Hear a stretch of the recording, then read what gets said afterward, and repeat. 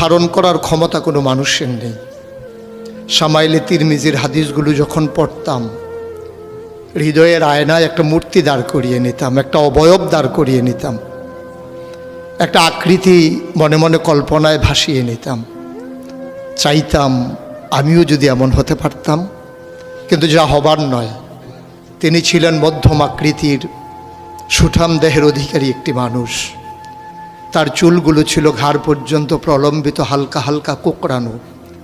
তিনি যখন চুলের ভিতরে তৈল দিয়ে আছড়াতেন, মনে হতো মৃদুমন্দ ঢেউ দেখা যায়।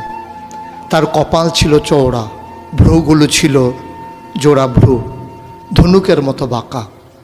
চোখের পাতাগুলো ছিল ফুটন্ত গোলাপের গোলাপি রঙের এক একটি পাপড়ির মতো। তিনি কখনো বা যখন চোখের পলক ফেলতেন, মনে হতো মৃদুমন্দ বাতাসে গোলাপ পাপড়ি যেন দোল খাচ্ছে।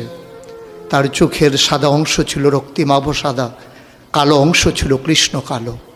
তার নাকটা ছিল খাড়া, নাকের ছিদ্রগুলো ছিল ছোট ছোট।